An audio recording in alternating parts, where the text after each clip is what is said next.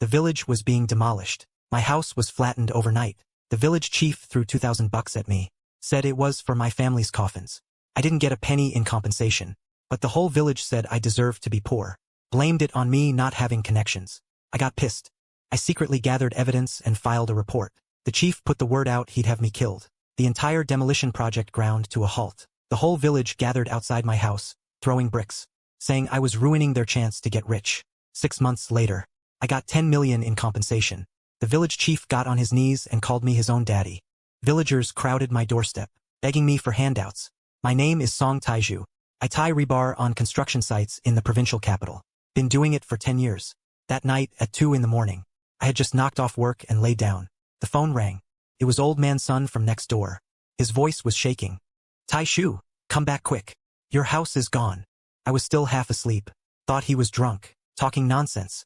What do you mean, gone? How can a house just be gone? Just gone. A bulldozer rolled in the middle of the night. Not a single whole brick left of the courtyard wall. I snapped wide awake. Bought the first bus ticket out that same night. 6 hours. Didn't get a wink of sleep. My hands kept shaking. I didn't know if it was from the cold or something else. 9 in the morning. I stood at the entrance to the village. My house had 3 main rooms and a yard. Had been around since my grandfather's time. 3 generations lived there. Now it was just a pile of rubble. Not even a single intact corner left to see. The bulldozer's tracks were still in the mud, deep and wide, chased from the yard all the way to the back wall. My mom was squatting on a pile of bricks, clutching a half-broken enamel bowl in her hand. That was a white enamel bowl with blue orchid patterns she brought from her family when she got married. Used for 30 years. The bottom of the bowl was worn smooth. He saw my lips move a couple of times. But no sound came out. His eyes were swollen like walnuts. Clearly had been crying all night. My dad stood next to her. His lips were purple. His whole body was stiff as wood. His old army green cotton jacket, which he had worn for years, was covered in dust. There were a few splinters of wood on his sleeves. I called out, "Dad." He opened his mouth. After a long time he forced out 4 words. He Mansong. Without saying a word, I headed straight to the village committee to He Mansong, the village chief of New Jiao Bay village. He has been in charge for over 20 years. Short and fat, round head. Walks with a swagger. Speaks louder than anyone. No one in the village dares to talk back to him. When I walked into the village committee office, he was sitting with his legs crossed, drinking tea. On the table was a set of purple clay teapots, and half a pack of soft Zhonghua cigarettes. When he saw me come in, he didn't even lift his eyelids. "Sit." "I won't sit. Who knocked down my house?" He slowly put down his teacup, used the lid to scrape the tea leaves twice. "Taiju, that house of yours is an illegal structure. When it was built 8 years ago, it never got a permit. If you don't believe me, go check. By the rules, you shouldn't get a single cent. 2,000 yuan. Moving expenses. I paid out of my own pocket. What else do you want? My family has a homestead certificate. That's probably a fake seal your dad carved from a carrot, right? Take it out and let everyone see." There were 3 or 4 people sitting nearby. Some village committee members were there. Some were just there to watch the show. Everyone joined in laughing. I still remember that laughter. It wasn't a big laugh. It was the kind of laugh where they're making fun of you. I clenched my fists. My nails dug into my palms. "He Mansong, you bulldozed my house. Didn't even give us a heads up." When my mom was jolted awake in the middle of the night, she didn't even have her clothes on right. She ran out barefoot. He Mansong picked up his teacup, took a sip. "Taiju, if you don't like it, go ahead and sue me. But let me warn you, I still have a score to settle with your old man. Smart move. Take the 2,000 and get lost. You can still survive hauling bricks out there. If you're not smart, take a look at what's left of your house." I didn't say a word, turned around and left, went back to the rubble, tore through everything, looking for that land deed. My mom was crying and said, "All the papers are in the cabinet by the Kong. Second drawer down." The bulldozer. When it came, there was no time to grab anything. He shouted, "Let me grab some clothes." The guy driving the bulldozer glanced at him and said, "Go talk to village chief he." Then vroom, he rolled right up. I lay down on the broken bricks, dug with my hands for over 2 hours. Finally pulled out a tin cookie box from under the rubble. Opened it up. Everything inside was ruined by water. Probably a water pipe got cracked. Water seeped in. The land deed was just a blurry red stamp. All the writing was smeared. The photocopy of my ID was a mushy pulp. I took that crappy document and went to see He Mansong again. He didn't even look at it. "I told you, illegal construction is illegal construction. Who do you think you're fooling with some outdated piece of junk?" He waved his hand. "Go on. Get out. Don't get in the way here. I had a meeting in the afternoon, and as I walked out of the village committee, I looked back. He was standing behind the window holding a teacup, said something to the guy next to him, and those guys laughed again. That night, my dad and mom were staying at Old Son's place. Old Son had been our neighbor for decades. They cleared out a woodshed for us. Couldn't sleep. I leaned against the outside wall and smoked. From the next house I could hear a few villagers chatting. Song Laifu had it coming. Going up against the village chief back then. Look at him now. If Song gave him $2,000, that's plenty. But he wanted to give me nothing at all. A woman said, I heard he doesn't even have a wife. A few of them burst out laughing. The hand holding my cigarette was shaking. My nails dug into my palm. My mom was crying softly. She kept her voice very, very low, afraid someone would hear, but I heard every bit of it. I crouched outside the wall, pulled out that 2,000 yuan, folded them one by one, 20 bills, stacked into a wad, stuffed it back into my pocket, finally put out the cigarette butt, and said one thing, very quietly, so quiet only I could hear. All right, Song, you're something. The next morning I went straight to the town government, the demolition office. In the hallway on the second floor, there was a row of plastic chairs, all full of people. Most were from other villages around. Also hear about the demolition thing. I waited in line for 4 hours. Finally got my number called. A young clerk was sitting behind the window. There was a stack of files in front of him. He flipped through them without even looking up. You're from Nujiawan village, right? Your name isn't on the demolition compensation plan for your village. Why isn't it? The list was submitted by the village. Go talk to your village committee. The village head says my house was built illegally. No compensation. That clerk froze for a second. He looked down at the papers in his hand. His mouth opened, then closed again. That look on his face. I saw it clearly. He knows something, but he won't say it. Comrade, just tell me, is my house illegal or not? You need to check with the land department. I only handle the execution of the demolition plan here. Not a single useful word. Waited the whole day in line, from 8 in the morning to 3:30 in the afternoon. Finally sat down at the window. Across from me was a middle-aged woman. Her hair was permed, wearing reading glasses. She had me fill out a form. In the request section, I wrote 4 words. House was forcibly demolished. She looked up. Done filling it out? Done. Okay. Go home and wait for a notice. I asked about how long. She said, hard to say. Said, depends. Leave a phone number. I waited 2 weeks. Checked my phone every day. No news at all. I went back again. He flipped through the records. Said the issue you reported has been forwarded to the relevant department for processing. Go back and keep waiting. I asked which department it got transferred to. He said we're not at liberty to disclose that. The sun was burning my forehead. That's when I realized I'd left without bringing water. My throat was dry as a bone, but my heart was even drier. During that time, something happened to my dad. The day they were demolishing the house, he stood out in the rain for half the night. He already had chronic bronchitis. Hadn't had an attack in years. This time it turned straight into pneumonia. His fever went over 103. He could barely breathe. My mom couldn't hold him back alone. She called 911. The hospital bill was 8,320. Just the blood work and CT scan cost over 1,000. My mom was frantic. She secretly took out that savings account passbook. I knew he'd been saving that money for 6 years. He said it was for my future wife. She tucked the passbook under the pillow. I saw the balance on that passbook in the hospital hallway. $320. I crouched in the stairwell and lit a cigarette. My hands were shaking, not from the cold. After he got out of the hospital, I went to find Song. I wanted answers. He was in a private room at a restaurant in town, hosting a dinner. A meal. The door wasn't shut all the way. I saw 2 bottles of Moutai on the table and a fat guy in a suit. Later I found out that fat guy was the developer's project manager. I pushed the door open. Song was putting a piece of braised pork into his mouth. When he saw me, his chopsticks paused for a moment. Then he calmly shoved the meat in and chewed a couple of times. He said to the fat guy, Mr. Wong, see, this is the troublemaker family I told you about. Poor trash who don't know their place. He turned to me. What are you doing here? Can't you see I'm in a meeting? I said my dad's in the hospital. Cost 8,300. You have to pay for it. You're the one who tore down the house in the middle of the night. My dad stood out in the rain all night and got pneumonia because of you. Song pointed at me with his chopsticks.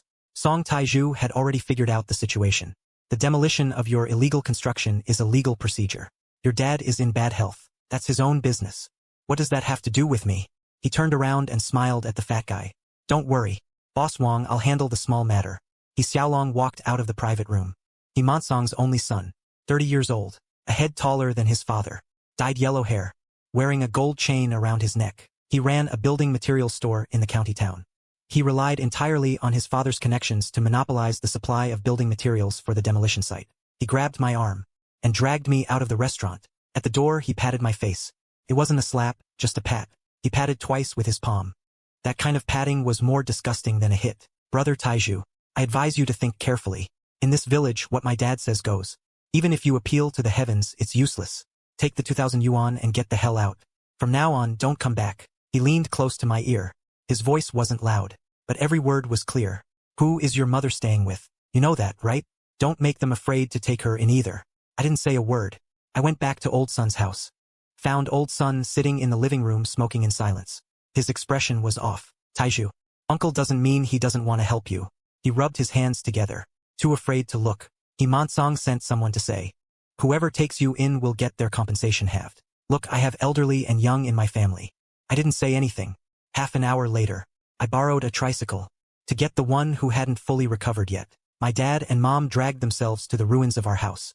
They spent $15 on a roll of plastic sheeting, found for bamboo poles, set up a shelter on the pile of broken bricks. Moved in that very night. Wind came whistling in under the plastic, cold right down to the bone. My mom wrapped my dad in 2 layers of an old quilt she found. She curled up in the corner without a word. I thought that was rock bottom. But no, it wasn't. The evening of the 3rd day, I went to the alley to dump some trash. Old Mrs. Wong from next door was cussing up a storm against the wall. That bastard He Monsong. Our 3 rooms got compensation of 250 grand. They docked 150 grand. Called it some kind of public area fee. I only got 100 grand in hand. My husband went to ask about it. That animal He Xiaolong shoved him. He still can't straighten his back. After he finished cursing, he saw me and froze. Then turned and walked off. But I remembered those numbers. Docked 150 grand. Wasn't just my family. He Monsong has his hands in everybody's pot. That night, I was squatting in the shelter, using the little light from my phone screen. Wrote a few words on the back of a red Pagoda Mountain cigarette pack. Wong family 3 rooms compensated 250 grand. Docked 150 grand. That was the first piece of evidence I collected. I didn't know if it would be useful. But I did know one thing. He Monsong has a guilty conscience. Otherwise he wouldn't threaten everybody to shut up. A guilty man always has a weak spot. Gather evidence. This was 100 times easier thought than done. During the day I did odd jobs at the construction site in town. Carrying cement, sand. 120 a day, no meals. Came back at night. Set out as soon as it got dark. Knocked on doors one after another. First house, old man Lee opened the door a crack. When he saw it was me, he slammed it shut. Taiju, you need to get out of here. Don't get me in trouble. Sister Zhao's door didn't open on the second house. A voice came through the window. He Manchong's men are watching every day. Why are you looking for me? Third house, limping Zhang. A hand slipped out through the crack in the door and waved me away. Go on, get out of here. Don't let anyone see you. I spent a whole week hitting up 7 or 8 households. Not a single one would say a word more. I crouched in the alley and smoked. Thought it over for a long time. No luck at home. Time to change locations. On the ridge, there's a vegetable patch at the east end of the village. Every day around 3 or 4 in the afternoon, those old folks go out to work the land. Weeding, watering, turning the soil. Out in the fields, no walls with ears. So I went too. Pretended I was helping someone turn over their plot. While I worked, I'd strike up a conversation. Uncle, how much did your family get for the demolition? At first, nobody said a word. I kept digging the ground. No rush. After half an hour of digging, Old Lee spoke up first. Don't even mention it. Once someone starts talking, the words just keep coming. He said his 4 rooms plus a shed. Got compensated 350,000. But He Monsong deducted all kinds of fees. Like common area fees, greenery fees, garbage removal fees. Ended up with less than 160,000. He asked for a breakdown. He Monsong said, you want to see the breakdown? Breakdown. Right here, pointing at his own head. Sister Zhao told me while washing clothes by the river. Her yard had an old well. Supposed to be compensated separately. He Monsong just wrote it off. Said underground things don't count as above-ground structures. He said He Dajuan was standing right there. He didn't dare ask more. The craziest part was Lame Zhang. His house was right next to the main road. The location is the best in the whole village. By size and by location. His family should get the most. But He Monsong labeled his house as dangerous. Said his house has safety hazards. The compensation was cut in half. Cripple Zhang has bad legs. Went to the village committee on crutches to argue. He Dajuan stopped him at the door. With one hand, pushed him to the ground. One of his crutches broke. Cripple Zhang lay on the ground. Looked at He Dajuan and said, you can't do this. He Dajuan squatted down and patted his face. That same kind of pat. Said, Said your legs are already bad. If you fall again, you'll end up in a wheelchair. Think it over before coming back, stuff like that. I recorded all of it. The phone's recording feature was in my coat pocket. Microphone facing out. The phone only had 2 gigabytes of memory. After recording a segment, quickly export it. Save it to the USB drive. That USB drive was thrown away by a coworker at the construction site. That nobody wanted. The slow to read and write. But it works. After 3 weeks, adding up the numbers for 6 households made me gasp. Just these 6 households, Mansong embezzled over 2 million from them. The whole village has over 130 households. I didn't dare to keep calculating. But I didn't know Mansong had already set his sights on me. His nephew Dajuan had been staking out at the village store for days. He noticed I ran to the fields every evening. The next morning, before it was fully light, my mom was cooking porridge in the shack using an alcohol stove. Footsteps came from outside. Many footsteps. Mansong showed up in front of the shack with 5 or 6 people. He kicked the bamboo support pole over.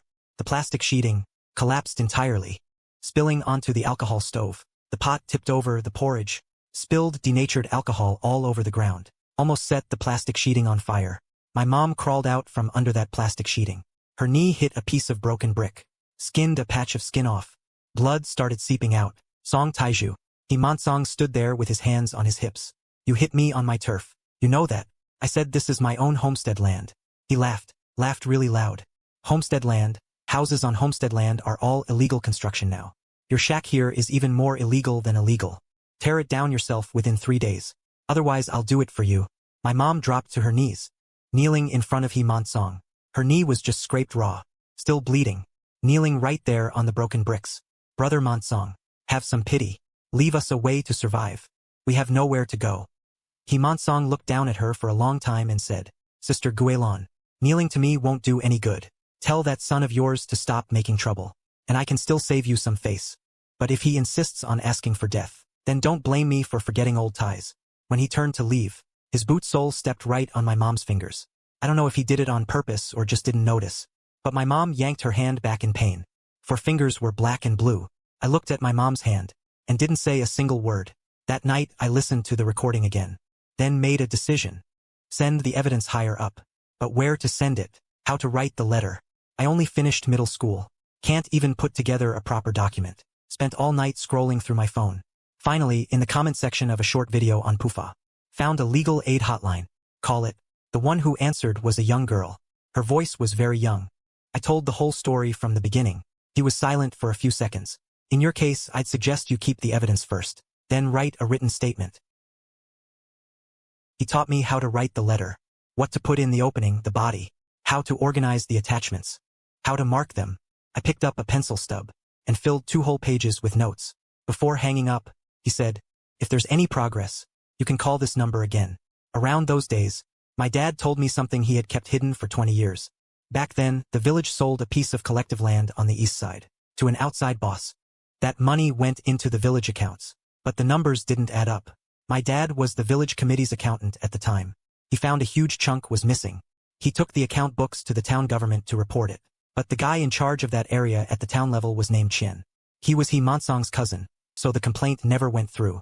My dad was kicked out of the village committee. From then on, the whole village treated him like he was invisible. Nobody talked to him. Nobody listened when he spoke. Nobody invited him to drink. At New Year's, no one even came to give him greetings. 20 years, son. Your dad is useless. I fought my whole life, and never won anything. When he said that, his eyes were red. His hands were clenched tight under the blanket. I looked at him. 20 years ago he didn't win, because he was alone. But now it's different. He asked me how it was different. I didn't answer, because I didn't know myself. I just didn't want him to feel like all that suffering was for nothing. The complaint letter was sent out. I made 2 copies of the recording from the USB drive. 1 copy I put in an envelope, mailed one, hidden the other where only I know, deep in a crack in the southeast corner of the rubble. You have to reach your hand all the way in to touch it.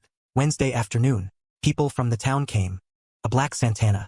License plate from this city. I crouched outside the wall for 4 full hours. Mosquitoes bit my legs all over. By the time they came out, it was almost dark. Manchong saw them out, smiling and shaking hands. Even handed them a cigarette. Those 2 took the cigarette and tucked it behind their ears. Got in the car and left. My heart sank. Sure enough, the next morning, the village loudspeaker went off. Manchong's raspy voice came through the broadcast. Attention, fellow villagers. Because certain individuals don't consider the big picture. Running around filing complaints and spreading rumors. Seriously disrupting the normal progress of the demolition. The developer has decided to suspend construction. When it resumes, depends on when that person stops. When everyone's compensation money will be in hand. Also depends on when that person stops stirring things up. He didn't name names. But the whole village knew who he meant. Within an hour of the broadcast, I could feel the change. People by the village store entrance turned away and pretended not to see me. In the afternoon I went to the well. 2 women washing vegetables saw me coming, picked up their basins and left, not forgetting to glare back at me. That night, thump, a brick broke through the shed, plastic tarp on top, landing less than a foot from my mom's head. Then 2 more bricks. I rushed out. It was pitch black outside. Couldn't see anything. Only heard footsteps running away. Next morning when I got up, there was a bucket in front of the shed door. The stench of sewage could make you puke. Someone also wrote a few words in red paint on the brick wall nearby.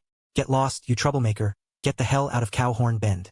My mom went out to collect the clothes drying under the shed. Just 2 pieces, really. They were draped over a bamboo pole. The moment she stepped out, a group of women surrounded her. 4 or 5 of them, each one louder than the last. It's your damn son, that shit stirrer. Because of him, we can't get our demolition compensation. My family's been waiting for it. We need that money for our kids' school fees. Your family cut off our lifeline. That bitch has the nerve to show her face. Tell your son to get the hell out. Don't drag the whole village down with him. One of them even shoved my mom. She stumbled back 2 steps. The clothes in her hands fell onto the muddy ground. Someone threw a clump of mud at my back. It hit my shoulder with a smack. I didn't turn around. I went to look for them. The people who talked to me in the fields before all turned their backs on me now. Old Man Lee cracked his door open and said through the gap, I never said anything. Don't pin it on me. Aunt Zhao yelled from her yard, you recorded me? That's illegal. Don't you know that?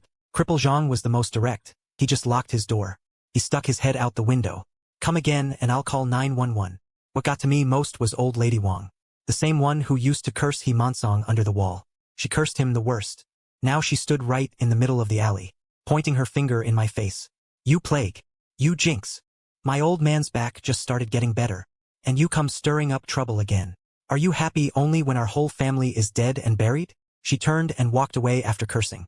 Took 2 steps, then came back. Added one more thing. Your dad was a shit stirrer back in the day. And you're just like him. Like father, like son. Like mother, like daughter. The whole family's the same way. I stood in the alley. All around me were shut doors. A kid about 4 or 5 years old threw a pebble at me through the crack in the door. The pebble hit me in the shin. Her mother yanked her back inside. Her voice said, don't touch that man. Close the door. My dad came back from the hospital. He wasn't better. We couldn't afford the bill. He checked himself out, just toughing it out.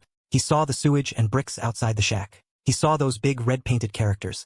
He didn't say a word. Silently, he went to the ruins and found a broken plank. He propped it up at the shack's doorway. There was still a half-rusted nail stuck in that plank. It was from our old house's doorframe. That night, I heard him tossing and turning in the shack, coughing one moment, wheezing the next. When he coughed worst, the whole shack shook. I lay there listening to the plastic sheeting flapping in the wind.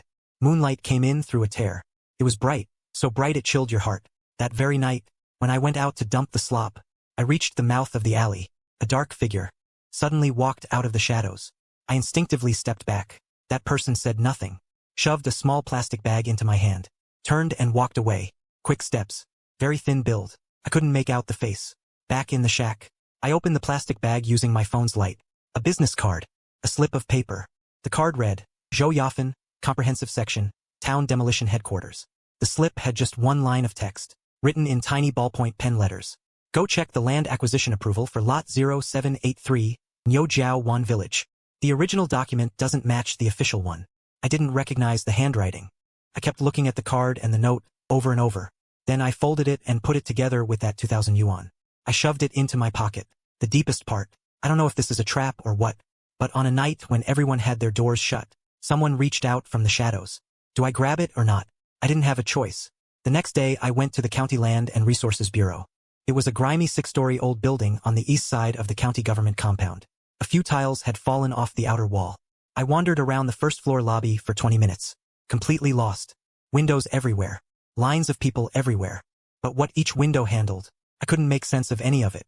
Finally I saw a small window in the corner labeled, Public Inquiries. Only 2 people ahead of me. When it was my turn, I said I wanted to look up the land acquisition approval for a plot. Behind the window sat a middle-aged guy with glasses, peeling an orange. What's your connection to this plot? I'm a villager from that village. He had me fill out a form. Plot number. I copied it from the slip of paper, 0783. After filling it out, I handed it over and he glanced at it. Go home and wait, he said. 3 to 5 business days. I waited 3 days. Nothing. So I made another trip. This time I tried a different approach. I said I wanted to check the registration of my family's homestead. He told me to do it myself on the self-service kiosk next to him. I poked at that touchscreen for a long time. Finally got into the system. The screen was packed with dense text and numbers. Coordinates. Land use type. Construction land permit number. I read it character by character. Most of it I couldn't understand. But one line I did understand. Acquisition area, 87 mu. I stood there stunned for a good while. I knew the demolition scope of Nujiawan village too well. I'd lived in that village for 18 years. From the old locust tree at the west end of the village to the river embankment at the east end. From the south, the vegetable garden at sister-in-law's house. The seasonal farming road at the northern foot of the mountain. I've walked every inch of that demolition zone. I worked construction for 10 years. I have a better sense of area than most people. That area is at least 130 mu. Where did the extra 40 plus mu go? I pulled out my phone and took a picture of the screen. My hands were shaking. It took 3 shots to get a clear one. Then I remembered something. My house is in that area on the east end of the village. According to the map, it's exactly outside the 87 mu red line. That means my house isn't even inside the legal land acquisition zone. He snuck it in, He Manchong pushed it through. It's not about how much compensation I get for my house. This is straight up illegal demolition. I stood in the lobby of the Land and Resources Bureau. My back was soaked through. When I got out of the bureau, I found a milk tea shop in the county town. A 250 cup of lemon water. I sat there the whole afternoon. Over and over in my head. Just one sentence. This isn't about compensation anymore. This is a giant pit. 100 times bigger than I thought. I called the legal aid hotline for the 3rd time. Same young woman answered. I told her the numbers I'd found. 87 mu and 135 mu. A difference of over 40 mu. She was silent for a long time. So long I thought the call had dropped. Then she said one thing. If what you're saying is true, it's a bomb. She paused. Be careful, and hung up. I sat in that milk tea shop for another half hour. Me, a rebar worker who's hauled cement for 10 years, and I'm holding a bomb in my hands. The thing is, I need real proof. Just a screenshot from the query system isn't enough. I need that document, the one that made over 40 mu of land appear out of nowhere inside the demolition zone. Who approved it? Who signed it? What procedure was followed? Where did the money go? I'm just a farmer. Where would I get that kind of stuff? I remembered that business card. Zhou Yafan, Town Demolition Task Force General Office. Why is he helping me? I don't know. I don't have time to think about why right now. Because other than this road, I'm boxed in from all sides. I dialed that number. The phone rang 4 times and was picked up. The voice on the other end was very low. Like he was hiding somewhere. Speaking in a hushed tone. Your song Taiju. You asked me to check on that stuff. I checked the land area. It doesn't add up. Short by more than 40 mu. He paused for 2 seconds. Got it. Tomorrow at 2 p.m. 2nd floor reading room of the county library. When you come, watch your back, make sure no one follows you. He hung up. I stared at the call-ended screen. My heart was pounding. What was waiting for me tomorrow? I didn't know. But I had to go. On the road back from the county to the village. I sat in the back row of the bus by the window. As we neared the village entrance, I glanced outside out of habit. Hidajuan's gray van was parked by the shop at the side of the road. He was leaning against the hood, smoking. As the bus passed, his eyes followed the window for a moment. I don't know if he saw me, but I knew one thing. Himansong was watching my every move. The next day at 1:40 p.m., I arrived at the 2nd floor reading room of the county library. Not many people. A few students with their heads down doing homework. An old man reading a newspaper. In the corner, a girl with headphones was staring into space. I sat down by the window, picked up a magazine from the pile within reach, pretended to flip through it, but I couldn't read a single word. At 2:05 a.m., a woman in a gray jacket walked in. Early 30s. Hair tied back, carrying a canvas bag. No makeup, lips a little dry. She sat down across from me, gave me a confirming look. Song Taiju. I said yeah, no pleasantries. She pulled a manila envelope straight out of the canvas bag. The stuff inside the envelope. Look it over, take photos of the pages. Then give it back to me. I can't give you the originals. These are photocopies from the archives. If even one page goes missing, they'll check. I opened the envelope. The header said supplementary agreement. Party A was that development company. Party B was listed as Nujiawan Village Committee. The signature was He Monsong's name, with a red stamp on it. Some parts one couldn't really understand, but the key numbers I got.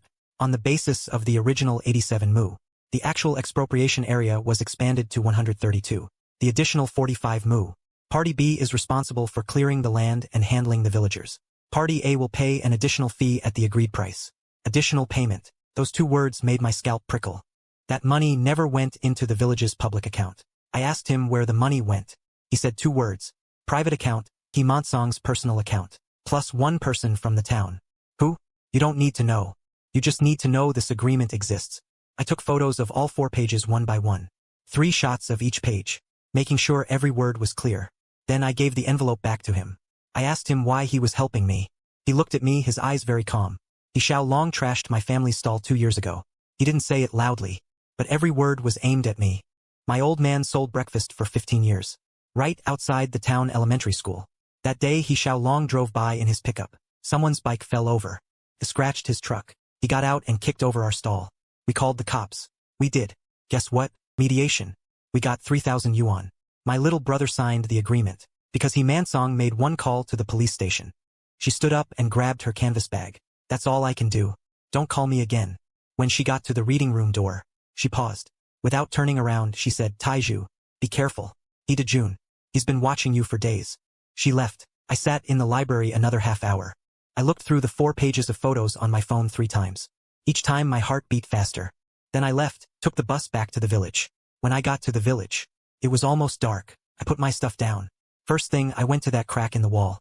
Southeast corner of the rubble. I reached my hand in and felt nothing. I scraped my hand back and forth in the stone gap several times. My fingernails caught on the rocks. It hurt like hell. Nothing. The USB drive was gone. I felt like someone dumped a bucket of ice water over my head. The recorded testimonies of 6 families. 3 weeks of work. The only original evidence all gone. I went crazy, digging through the rubble, my hands bleeding. My hands got cut several times by broken bricks. Blood was all over my hands. Nothing.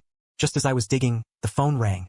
My mom's voice was trembling. Taiju, you need to come back. Your dad is kneeling in the village committee courtyard. I dropped the brick in my hand and ran to the village committee. I saw it from far away. My dad was kneeling right in the middle of the courtyard, with an old table in front of him. On the table were 20 red bills neatly stacked, 2,000 yuan. He Monsong sat across the table. He had his legs crossed. He was holding a purple clay teapot, sipping slowly. 7 or 8 villagers stood around watching. Some had their arms crossed. Some were laughing. He Dajuan stood in the corner, smoking a cigarette. He looked totally indifferent.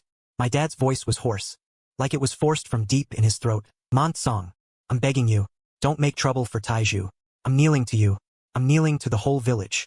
We won't report it anymore. We'll drop it, alright? 2,000 yuan. I'll give it back to you. We'll leave. Leave Nujiao Bay and never come back. He Monsong set down the teapot. Brother Laifu. See, you're a reasonable man after all. Would have been better if you did this earlier. But blaming me isn't enough. You also need to apologize to the villagers. After all, your son held up everyone's relocation money. The villagers are upset. You know what I mean? And when he said this, his tone was very light, like he was chatting about everyday stuff. I rushed over to help my dad up. Get up. He wouldn't get up. He shoved my hand away hard. Taiju, leave me alone. Just drop it. We can't beat him. Your dad has fought him for 20 years. You can't win. His knees were covered in dust and blood. His pants were worn through at the knees from kneeling. No idea how long he'd been kneeling. I crouched down and looked at his face, all wrinkles. He had aged so much. Looked more than 10 years older than just half a year ago. I helped him stand up, then turned to look at He Monsong. He was smiling that winner's smile. That superior, condescending one. See, what did I tell you? Laughing. I said one sentence. My voice was very quiet. He Monsong, you made my father kneel. I remember this. Then I helped my father walk away. No arguing. No threats. No turning back. I could feel those eyes on my back, but I didn't turn around. Later someone told me, after I left, He Monsong. His smile froze for a second. He stared at my back for a good while, then said to the person next to him, that kid's eyes look off. He couldn't put his finger on what was in my eyes, but it made him uneasy. The next few days I stayed quiet, really stayed quiet. Every day before dawn I went to the town construction site to haul cement, unload trucks, stack bricks, 120 a day, worked until dark, came back and cooked for my mom, watched my dad take his medicine, then crawled into the shed and lay down. Didn't go out, didn't talk to anyone, didn't go to the fields, didn't make calls. Mansong sent He Dajuan to watch me for 3 days. He Dajuan reported back to him. That kid just works and goes home, works and goes home. Like a damn animal. He's tamed. He Mansong breathed a sigh of relief. He started humming little tunes again as he walked through the village. Smiles at everyone he meets. When squatting at the entrance of the convenience store, he would tell people, "I told you so. An ant can't shake an elephant." He thought he won. But he doesn't know that every day when I'm loading and moving cement, what's going through my mind? First thing, the photo of the supplementary agreement is in my phone. Phones are too fragile. Could get stolen. Could fall in water. Could break from a fall. I need to back it up. There's a print shop in town, next to the post office. I spent 3 yuan to print out the 4 pages of the agreement photos. 2 copies, one folded and stuffed at the construction site, in the gap under my bunk bed. 1 copy in the storage locker at the long-distance bus station in town. Put in 2 yuan in coins. Got a key and hooked it on my belt loop. Second thing, the recording is gone. The USB drive was stolen. But I'm still here. The information is still in my head. Old Lee's 4 rooms plus a shed, allocated 550,000. Deducted down to 160,000. Sister Zhao's old compensation was crossed out. Lame Zhang's hazardous building tag was cut in half. Wang's 3 rooms, compensation 250,000, deducted 150,000. Plus the names of 2 other households. House numbers, amounts, reasons for deductions. I spent 2 nights. Wrote all of this down on paper. Tried to write it as organized as possible. Following the format the young lady from legal aid taught me. My handwriting is ugly. Misspelled several characters. Scratched them out and rewrote. But the numbers are correct. The third thing and the most crucial. The method of mailing letters last time won't work anymore. The young lady told me on the phone. Try. Hand it over in person, there will be a record on the spot. Someone signs for it. Not easy to get suppressed. It takes 5 hours by bus from the provincial capital. I asked the foreman for 2 days off. The foreman looked at me. Taiju, is something wrong at home? I said I had some family stuff to deal with. He didn't ask more. He docked 2 days' pay. I brought the written materials I prepared. I brought a printed copy of the agreement's photocopy. I brought screenshot photos from my phone. The bus at 6 in the morning took 5 hours. It stopped twice along the way. By the time I got to the provincial capital, it was almost noon. I stood at the bus station exit, dumbfounded. I asked a taxi driver. He said it'd be over 40 yuan to get to Chongqing Road, block show. I took the bus, transferred twice. Walked over a block to get to the door. At the entrance of a big building, there were security and a checkpoint. I was wearing my old work jacket from the construction site. My pants had cement splatters on the legs. The mud on my shoes wasn't even dry yet. "What are you doing?" He took it, glanced over it. Then he looked up and sized me up. Then he let me into the first-floor lobby. The line was longer than I expected. It stretched from the door to the corner of the hallway. I stood in line all day, from 11 in the morning to 4:20 in the afternoon. At noon I was hungry but didn't dare leave. I stood there eating a steamed bun I'd bought at the station that morning. Finally, it was my turn. Behind the window sat a man in his 40s. His face was stern. He was a little bald on top. He took my materials. First he flipped through them quickly. Then he flipped back, stopped at the pages with the supplementary agreement. His expression changed. He looked up at me. "Wait here." He took the materials and went into the back room. About 2 or 3 minutes later, when he came out, someone else followed behind him. That person was older, wearing a white shirt. His hair was gray. He had a pair of gold-rimmed glasses on. He sat down at the window. He read my documents from the first page to the last. Then he started asking me questions. The questions were very detailed. That 45-acre discrepancy.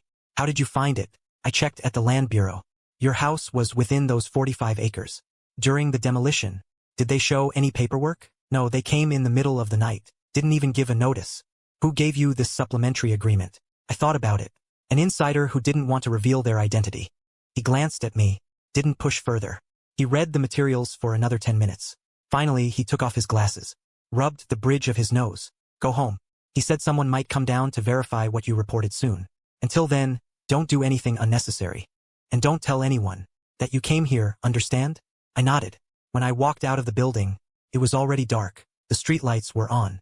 The roads in the provincial capital were wide. Rows of headlights streamed past. I stood on the steps for a while in a daze. Then I went to the bus station and bought a ticket for the last bus. I sat on a bench in the waiting room, leaned against the wall and fell asleep. Had a dream. Dreamed the old house was still there. My mom was hanging quilts in the yard.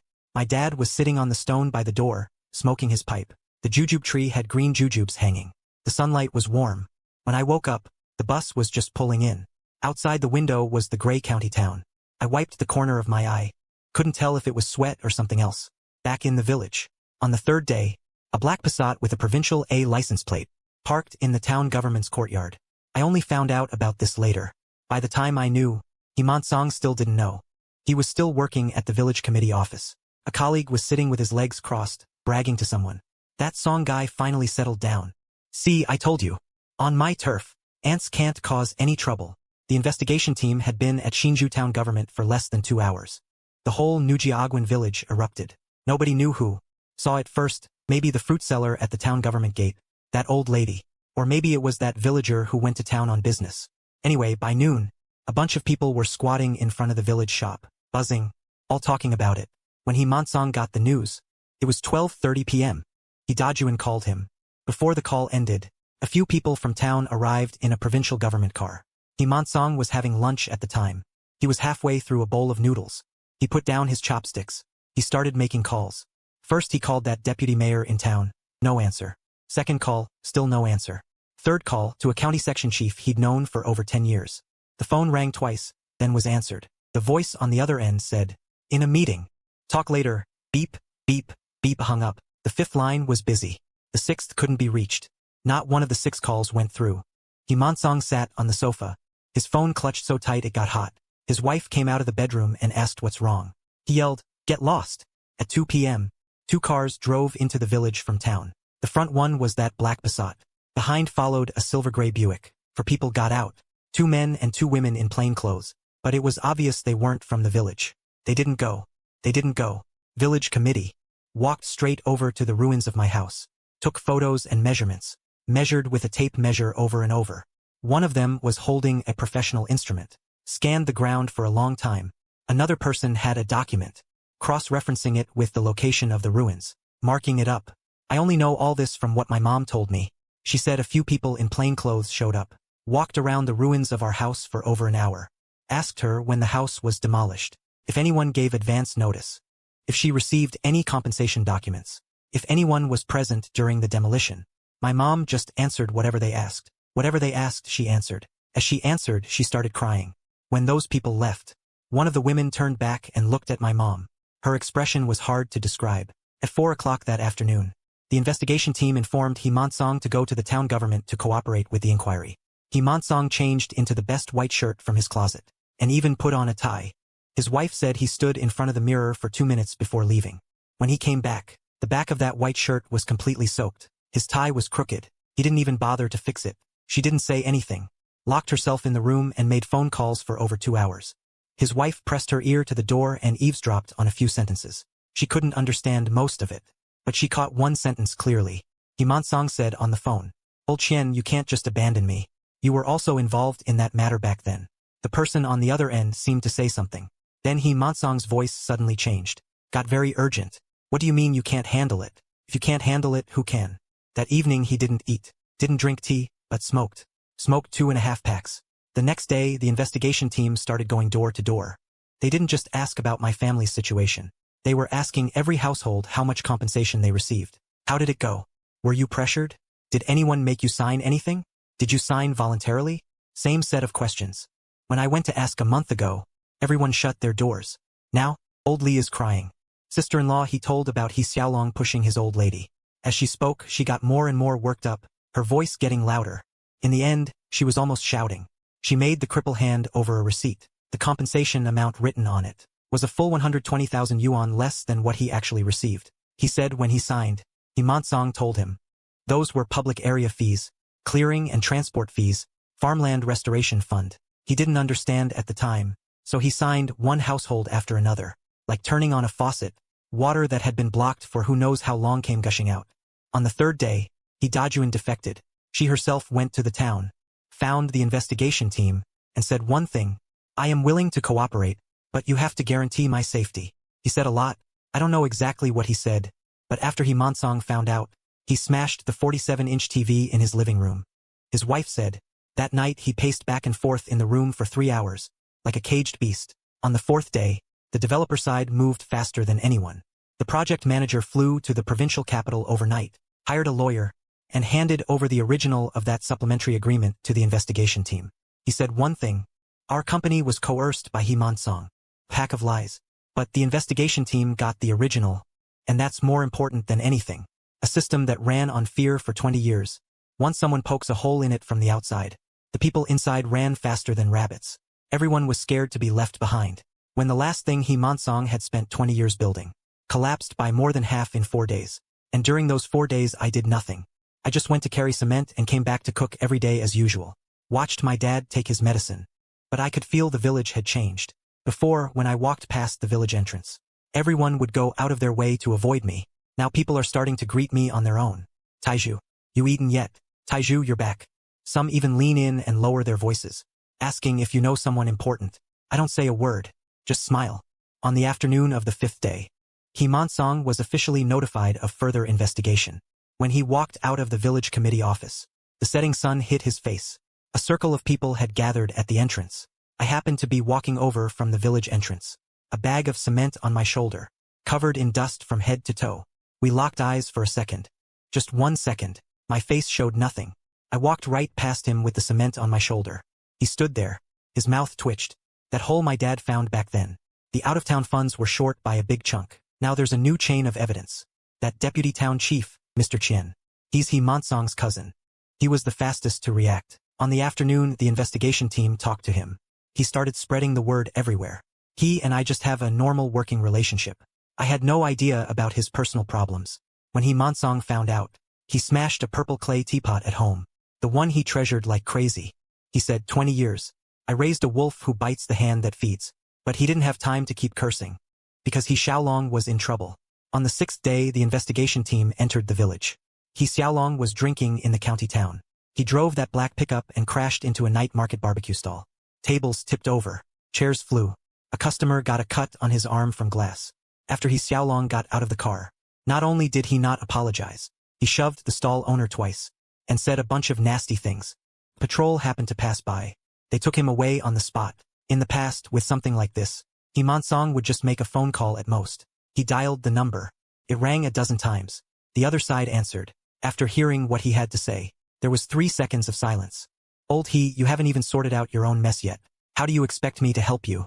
As for your son this time, I'd advise you to stay out of it. Don't stir the pot anymore. Then he hung up with a slam. Xiaolong called his dad from the detention center, crying, Dad, come get me out.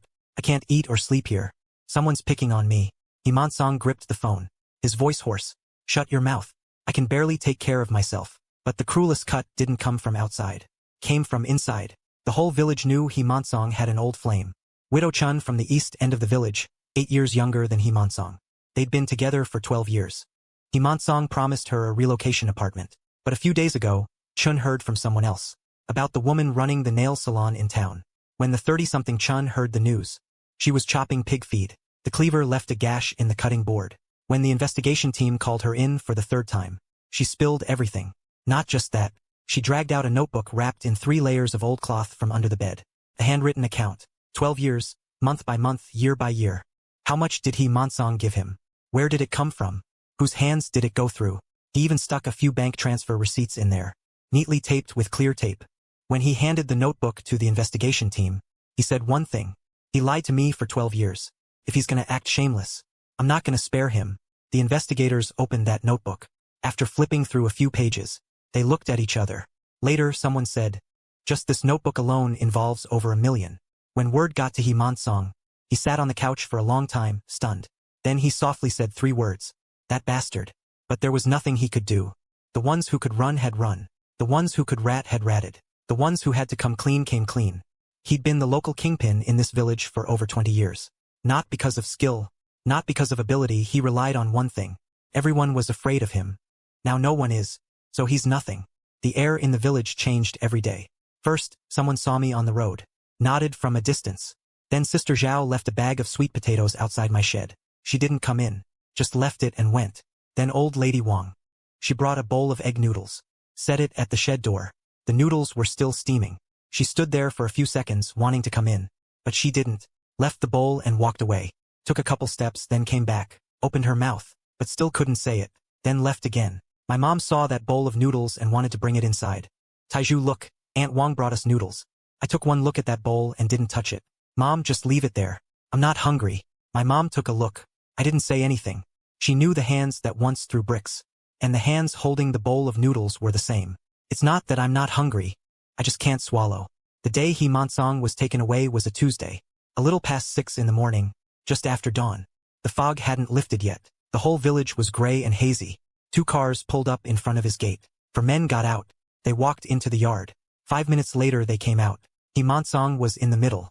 He was wearing pajamas. A dark blue top with some brand logo on the chest. Couldn't make out the slippers.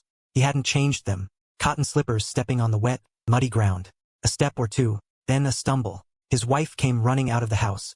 She was shouting as she ran. You can't take him. He's the village chief. How many things has he done for the village? Do you even know he's the village chief? Nobody turned around. The car door opened. He Monsong ducked his head and got in. In that moment when he lowered his head, I heard later from people, her face had no expression at all. It wasn't calmness. It was blank, like she suddenly didn't know who she was anymore. The car door closed. The car drove out of the village. The whole village stood on both sides of the road. Some people pulled out their phones to sneak a shot. Some muttered under their breath. Most stood there with blank faces. When the car passed by the rubble of my house, the place he had bulldozed in the middle of the night half a year ago, he Monsong shifted slightly behind the window. He turned his head and glanced that way. I wasn't there. I was hauling cement in town. My mom told me later. She said she saw the car drive by. He Manchong was behind the window. His hair was a mess. His clothes were wrinkled too. I asked, what expression did she have? My mom thought about it. No expression. Just looked old, suddenly a lot older. I didn't ask anymore.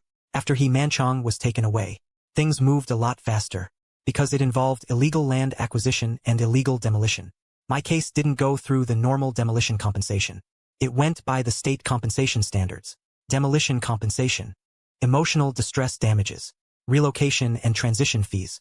Plus property losses caused by illegal land acquisition. Item by item the assessment came through. That day I got a call in town, telling me to go to the county to sign.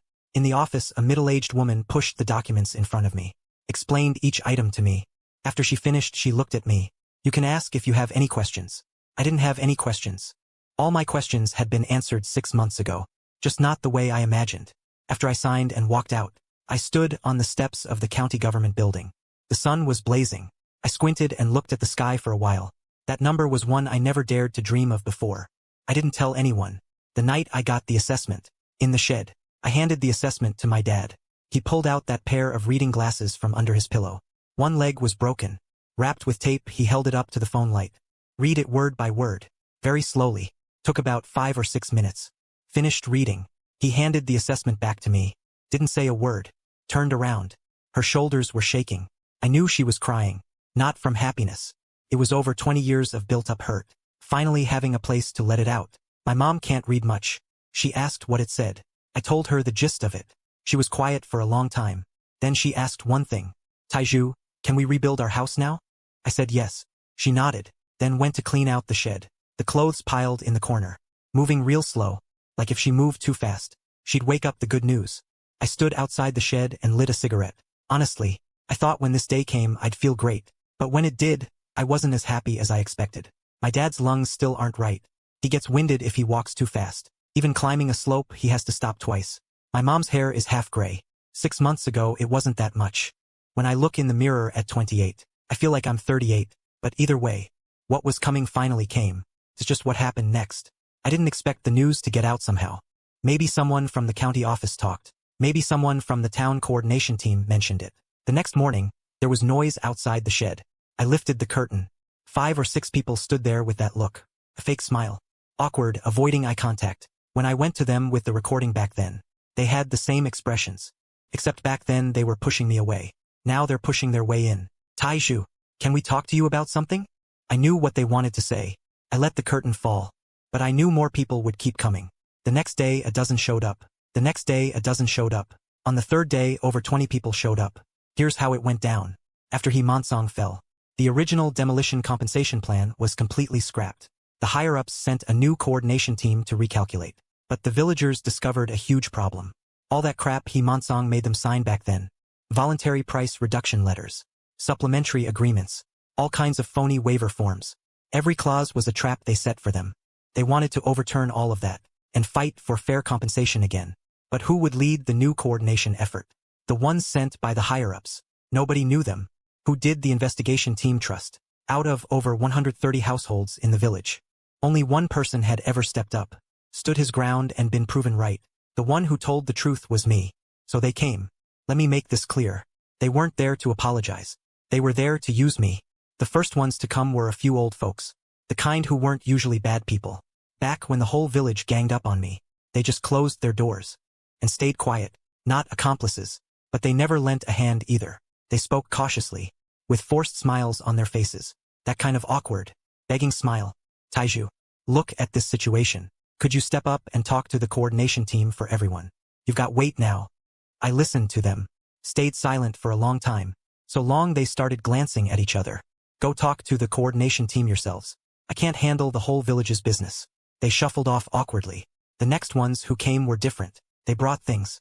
Eggs, peanuts, a strip of cured pork, 2 bottles of cooking oil, all the best stuff the village could offer. I recognized a few faces.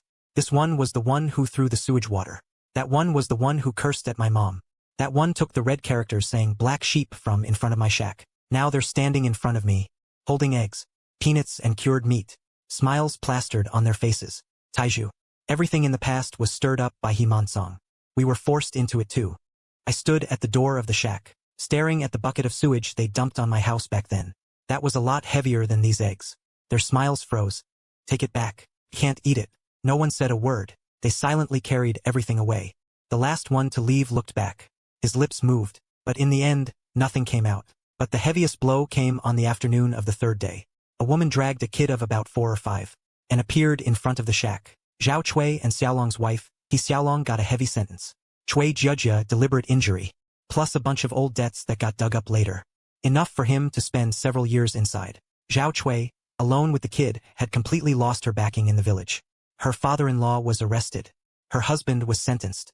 Her mother-in-law ran off. She was the one who cursed my mom. The most vicious one. I remember it crystal clear.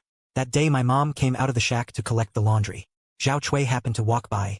She stood there, gave my mom a look, then said a single sentence. You deserve your miserable fate. Beggars belong in shacks. That was her. Right in front of my mom. My mom didn't say a word, went back into the shack and sat there the whole afternoon. Now Zhao Chui is on her knees at the door of my shack, dragging her kid, crying her eyes out. Tears were all over her face. Brother Taizu, my little Long got into trouble. Sister-in-law is begging you. Me and the kid have nobody to take care of us. Please talk to the higher-ups for me. I'm begging you. She was kowtowing as she said it. Her forehead hit the ground with a thud. The little kid stood there watching his mother on her knees, his eyes wide, no idea what was happening. I stood at the door of the shack, looking down at Zhao Chui. Zhao Chui, she looked up at me. Half a year ago you said my mother deserved to live in a shack. You remember that? Her face went white. When my mother was kneeling in front of your father-in-law, begging him to let her survive, you stood right there. You smiled. You remember that? She started shaking all over. Now you're kneeling at my door. I paused. Do you know how it feels now? I didn't go on. Turned and walked into the shack. The curtain fell shut. Zhao Chui stayed outside crying for over half an hour. Her voice started loud, then got small, until it was just sobbing. The little kid stood there the whole time, one hand holding onto his mother's sleeve. Then Zhao Chui stood up, took her kid and left. As she left, the kid looked back at my shack. That look, forget it. Then a few more groups came. Some genuinely wanted to apologize. Some just going through the motions. Some testing the waters. I barely paid them any attention. It's not that I hold a grudge. It's that those images are too clear. The smell of sewage. I still smell it whenever I close my eyes. My mom being surrounded and cursed at, shrinking her shoulders, too scared to speak. I'll never forget that everyone left. It was almost dark. I just sat there in the shack without moving. Then my mom suddenly stood up, dug out a plastic bag from the corner of the shack and walked out. I said, Mom, where are you going? She didn't answer. 20 minutes later she came back. The plastic bag was empty. I said, where did you go? She stood at the door of the shack. The setting sun shone on her. Half her hair was white. She said, I gave that bag of rice we'd saved to Zhao Chui. I said, what? She didn't look at me. I lowered my head and rubbed a mud stain on my apron. That little kid is still little. The adult's business has nothing to do with the children. I looked at my mom for a long time. Finally I said just one word, okay. The compensation for the new house came through. The first thing I did that day was take my dad to the city hospital. Got an appointment with a respiratory specialist. Waited in line for a long time. The doctor looked at the scan. Said there were a few small nodules in the lungs, plus the underlying chronic bronchitis. Couldn't be cured completely, but with good care and taking medicine on time it wouldn't get worse. My dad sat in the exam room. After hearing that, the first thing he said was, "Doctor, how much did this appointment cost?" The doctor said 300. My dad's mouth twitched. I said, "Dad, don't worry about it, we have money now." He didn't say anything else. Walking out of the hospital. My dad walked ahead very slowly. Now he gets winded if he walks too fast. He looked around the city streets left and right, like a kid in the city for the first time. I asked him what he was looking at. He said, "These roads are so nice when we go back to the village." On the old foundation we found a construction crew and started building a house. I worked as a rebar worker myself. Been moving for 10 years now. Building your own house is nothing. I don't want to say too much about the building process, but there are a few details I remember clearly. My mom cooked for the workers every day. Enough for 10 people. Big pot dishes and steamed buns. Sometimes she'd steam a batch of stuffed buns. She'd hum while kneading the dough. Some tune nobody knew the melody to. Sounded like a folk song she heard when she was young. She hadn't hummed it in years. My dad would bring out a little stool every day and sit by the construction site. Couldn't do any heavy work anymore, so he'd just watch and occasionally say something. "That wall is crooked. You see that? Cement. Make it a little thicker. Why bother saving that bit of money?" The workers would laugh at him. "Old man, you sure know a thing or two." He'd laugh too. That smile. I hadn't seen it in a long time. The day the foundation was laid, I did one thing. I pulled out that 2,000 yuan from my pocket. The 2,000 that he Monsong threw at me back then. 20 red bills. I kept them on me the whole time. 6 months. They were all dog-eared from being handled. I counted them one by one, then wrapped them in plastic, and put them in a tin cookie box. The same one I dug out of the rubble. I placed the box right in the center of the foundation. Then poured the concrete. Sealed it up. Nobody can see it anymore. I never told anyone. What happened to he Monsong later? Simple enough to tell. Illegal land acquisition, corruption, bribery, forced demolition. Plus that old debt from 20 years ago on the collective land. Every single thing accounted for clearly. Multiple charges, combined sentence. He Xiaolong also got a heavy sentence. He Monsong's wife moved away later. Her family never came back after that. Their house, the most impressive little Western-style villa in the whole village. Now the door is locked with a big iron padlock, and the weeds in the yard are waist-high. The village demolition, under new mediation, was pushed forward again with a compensation plan. The terms were posted in black and white on the village committee notice board. Every household's area and amount, the calculation method, and all deductions were made public. Some people ended up getting a lot more than before. Some got about the same. But at least nobody got screwed out of more than half anymore. A few villagers came to me to say thanks. I said, "What are you thanking me for? That money was always yours to begin with." They stood there for a while, then left. The new house took a little over 2 months to build. The day it was finished was bright and sunny. A 2-story house. Red brick and white walls, not big, but the yard had a jujube tree. An old jujube tree. Back when the bulldozers were tearing down the old house, either they went easy on purpose, or it just happened to be in a spot they missed. Either way, it survived. Now it's fenced inside the new yard. There are quite a few dates hanging on it, still green and not ripe. The day we moved in, my mom cooked a huge spread. Spicy chicken, braised pork belly, cold cucumber salad, and spare rib soup. Just the 3 of us ate. My dad said he wanted a couple shots of baijiu. My mom said, "Your health is bad, you can't drink." He said, "Just today, just 2 shots. I poured it for him. When he raised his glass, his hand was still shaking, but he took a sip and downed it. Then he picked up a piece of braised pork and chewed for a long time. After dinner, I helped my mom wash the dishes. In the kitchen, she suddenly said, "Tai Zhu, this kitchen is bigger than the old one." I said, "Yeah." Then she said, "The stove is taller too. No need to stoop." I said, "Yeah." She kept her head down washing dishes and didn't say anything for a long time. Then he said the third thing, "Taiju, I miss your grandmother." I froze for a second. She said if your grandmother were still here to see this new house. She didn't finish. I said, "Ma, stop washing." I took the bowl from her hands. She left the kitchen. I heard a sound from the yard. It wasn't crying. It was a sigh. A long, deep one, letting out all the air she'd been holding in for half a year. The next morning, I was about to head out. I'd picked up a new job, rebar work at a construction site in the next town over. I got to the door, saw something in the mailbox. A letter. A white envelope with Song Taiju written on it. No return address. No postmark. Someone had just stuffed it in there. I opened it. Inside was a blank sheet of paper. Just 4 words written on it. "Your old man didn't live for nothing." I didn't recognize the handwriting. but I'd seen that script somewhere before. I stood at the door for a long time, staring at it. Then I folded the letter, put it in my pocket, the same pocket that used to hold that 2,000 yuan. But that 2,000 was gone. It was under the foundation of this new house, in the deepest, darkest spot, where no one could see it. But I knew where it was. I got on my electric bike to leave. My mom called from the yard, "Taiju, coming back for lunch?" I turned and answered. The bike rounded the corner of the village, disappeared where the road curved. A bird was singing in the jujube tree in the yard. My mom brushed the dust off her hands, muttered to herself, "We've made it through, finally."